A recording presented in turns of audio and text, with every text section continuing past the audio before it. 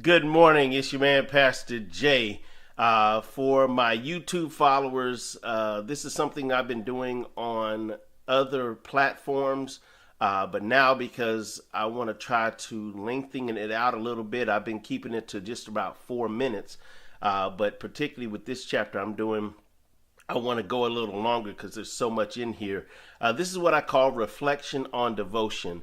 Each morning I read through a particular chapter as a part of this part of my devotion, and then I reflect on it, I share on it, talk about the things that God has revealed, talk about the stuff that's in here, and so I just call it reflection on devotion. Nothing complicated.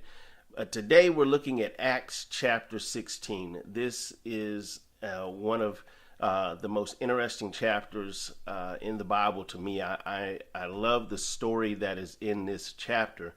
And it starts out with what's called the Macedonian vision. Paul has discovered Timothy. He's prepared him for the work, and they are ready to go out on a mission. And the Spirit of God is telling them where to go, and they want to go to Asia, but he steers them away and he sends them to Europe. And so it tells the story of how the Spirit has guided them in the first part of the chapter, and then it talks about them getting to this place called Thyatira, and this woman named Lydia, who was the first Christian convert in Europe. She's a God-fearer. She is a seller of purple fabrics. And it says the Lord opened her heart to respond to the things spoken by Paul. And not only her, but her entire household were converted because of her encounter with Paul. And she compelled them, listen, you have given me this great message. I want you to come and dwell with me. But as they were, and so they accommodated her. But then it goes on to say that as they were on their way to the house of prayer, there's a slave girl who has a spirit about her that has been being used by her handlers to make money. And these evil spirits are in her, and they recognize Jesus in Paul. And so they start following him around, and she keeps saying, these men are bondservants of the Most High God, and who are proclaiming to you the way of salvation. Now, most preachers would love that kind of PR. That is some good pub. I mean, this is a girl who's known for having the spirit that speaks to different things. And here she is promoting the fact that they are servants of the Most High God, and they are telling the way of salvation. Again, most folks would like that. But Paul, he recognizes that this girl is being used. This girl is being used by an evil spirit. So he turns around, and note that he speaks to the spirit. A lot of times we get caught up in the things that our young people are doing, and we want to reprimand them. We want to get on them. We want to really, discipline them in a way that we trying to force the spirit out of them. But if we had the Spirit of God in us, then we would have the ability to speak directly to that spirit. And this is something parents need to understand. You have to speak to the spirits that are in your children to get them to come out. But you also have to recognize that you have some responsibility. A lot of things that people are calling spirits that are in these children are nothing more than caffeine, sugar, bad diets, bad sleep habits, all these things that contribute to bad behavior in young people. And so we need to speak to the spirits. Yes, there are spirits out there.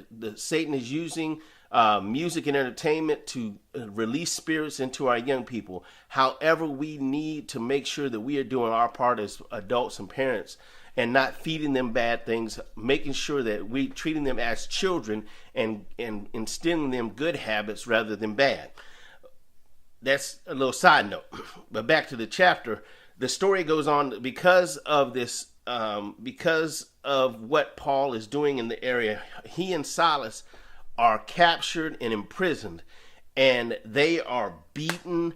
They are persecuted because of what they're doing. And the magistrates, though, they don't know exactly what they're going to do with it. So they say, let's put them in the jail. We'll figure out what we're going to do with them tonight, and then tomorrow we'll make a decision. So they are put in this jailhouse. They are secured in the dungeon. Legs and feet are chained. They are guarded by a squad of guardsmen. And after this beating, after this persecution, what do we find these men doing? Verse 25 says, but about midnight, Paul and Silas were praying and singing hymns of praise to God. And they weren't doing it quietly. They were doing it so that the other prisoners were hearing them. They were in the midst, they were in the depths of this prison, but they were singing, not knowing what their outcome was. They were praising God. So this is a lesson for us that are going through situations. We need to learn that even in our situations, we should be praising God, because we have to understand that God is going to work it out for our good. The Bible promises that. Not saying it's always going to be good. God is not a genie in a bottle. He's not someone who pampers us when you become a Christian. It's not all going to be hunky-dory.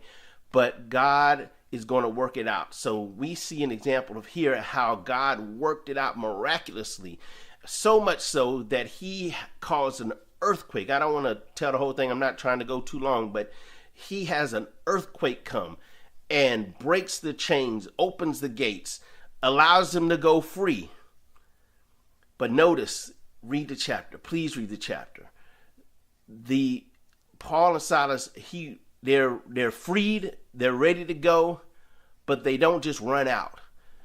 They have an encounter with the prison guard, the owner of the prison, and all these things that happen, them being beaten, them going to jail, the earthquake happening, all those things happened so they could get to the point where the guard would ask, what must I do to be saved?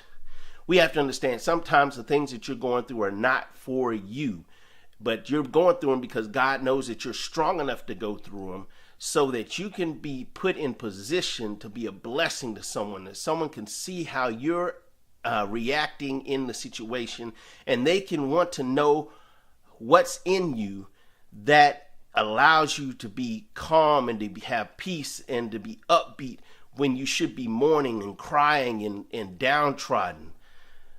Understand, God has a bigger purpose. It's not about us. It's about God. And when we allow God to work through us and do with us what he wills, then there's going to be a great blessing, not just for us, but for those that we come in contact with. This has been an extra long reflection on devotion.